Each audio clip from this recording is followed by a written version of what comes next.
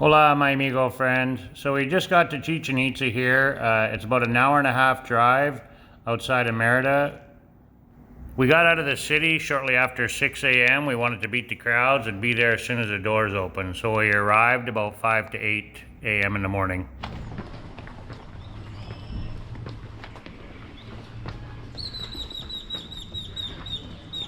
So not even 8 o'clock in the morning and they're lined up already. We're 5 to 8 and it's already lined up.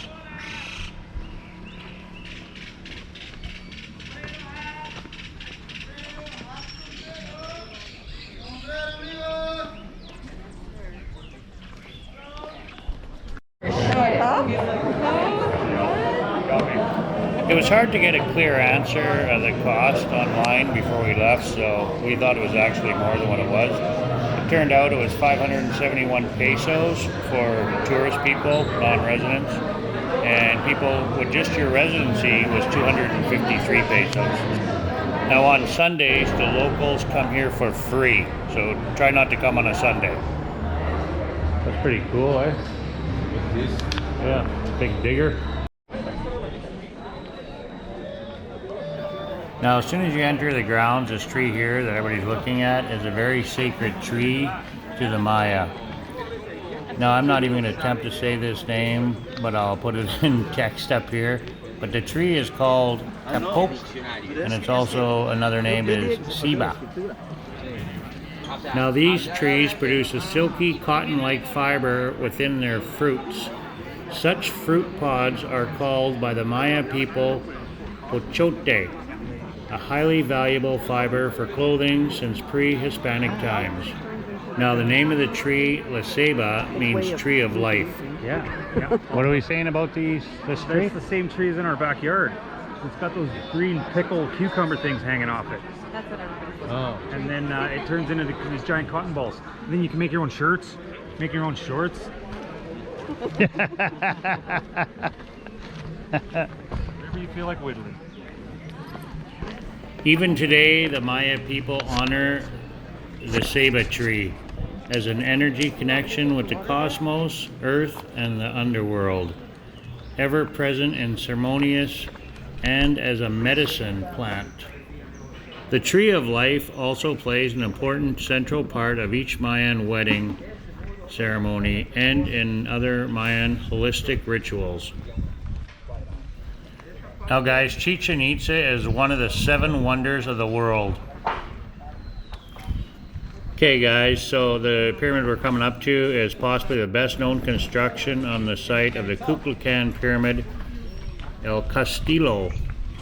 A squared base step pyramid that is approximately 7 feet tall. This pyramid was built for astronomical purposes and during the vernal equinox, March 20th, which we got there the day before. And they actually closed it because they didn't want the crowds on that day. So anyway, they closed it because of the in the autumn, the equinox is September 21st at about 3 p.m. The sunlight bathes the western balustrade of the pyramid's main stairway. This causes 7 isosceles triangles to form, imitating the body of a serpent 37 yards long that creeps downwards until it joins the huge serpent's head carved in stone at the bottom of the stairway. It's the same tattoo that I have. This is the tattoo that I got of this pyramid and with the serpent. It looks like a snake, but it's a serpent. Honey, come here.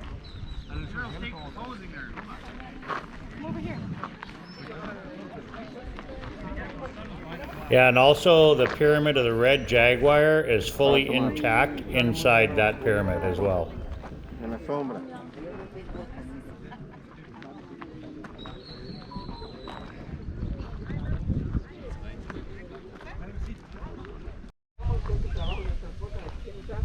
I was reading that inside this temple is another temple, the temple of the red jaguar, and it's perfectly intact.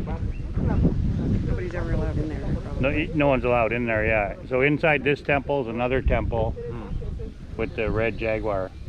Red Jaguar temple. This is a temple of Kukulkan. Oh, okay.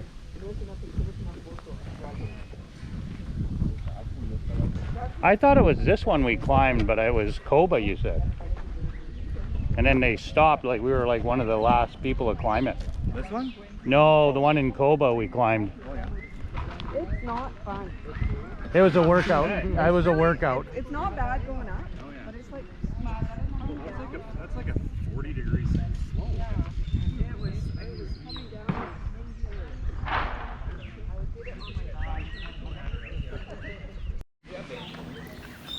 So the group of 1,000 columns in Chichen Itza is actually a temple, a very beautiful and impressive structure connected to the Temple of the Warriors that gets its name because it looks like it has lots of columns, but actually there are only about 200 columns. So here you're supposed to have 1,000 columns. I told Milo she's got to count them. There, he's over there taking pictures.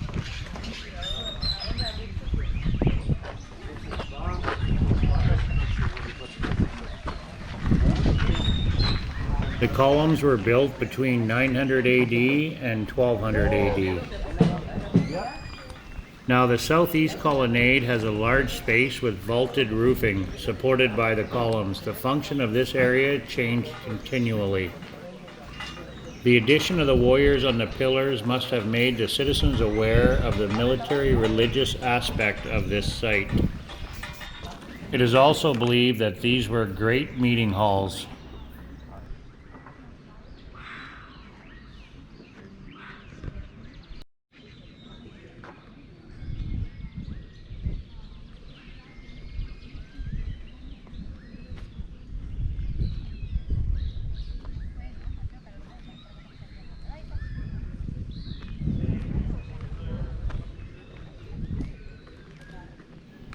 Now by 600 AD, it was already one of the largest cities in the Mayan world, covering nearly 2 square miles with densely packed commercial, residential, and other structures made by stone. Chichen Itza even had its own suburbs, with similar homes occupying the outskirts of the city. Cameras have problems with the lights.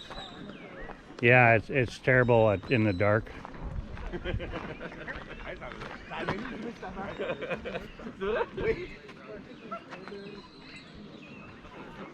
Oh, they're all over there. The Iguana pit. The one that was here is gone now. Wow, there's a big one over here. Yeah, there's two over there. Okay guys, back to the Big Daddy Pyramid here. There are 365 steps, one for each day of the year.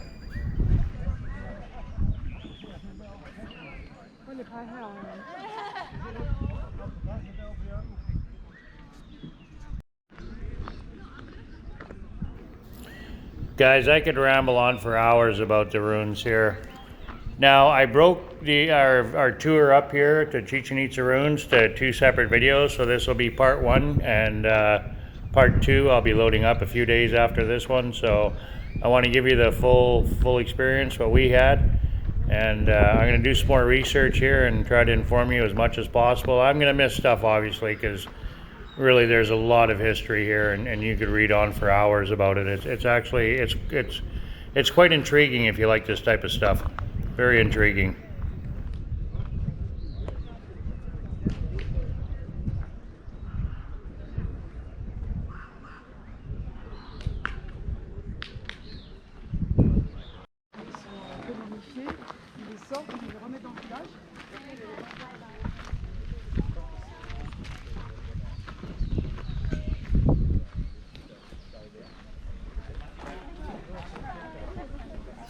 Okay guys, so this is a little bit hard to read, but I'll do my best.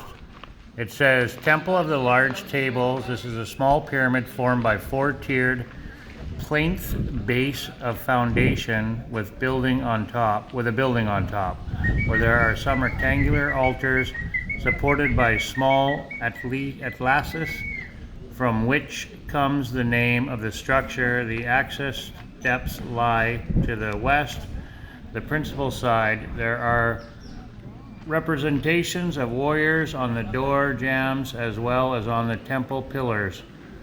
On the upper part of the outside of the walls there are frieze with plumbed serpents and jaguars.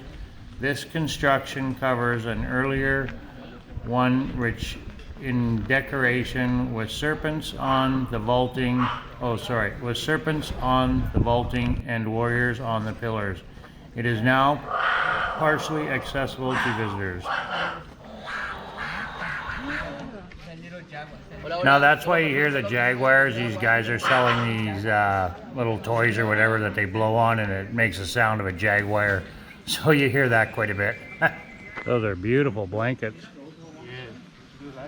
Oh, beautiful. Beautiful. Wow. Excelente. So what's your guys' impression? Pretty old.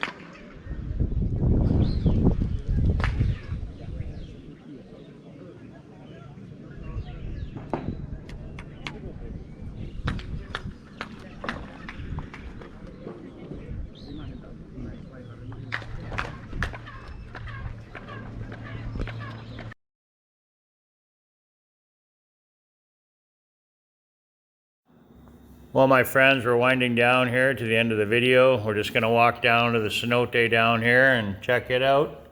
And this is where we'll start off on the next video, part 2 of this one. Adios, my friends, and thanks for watching. Peace out. Do us a favor, guys. If you like our content, please hit that subscribe button and make sure you smash that like button. Thanks a lot.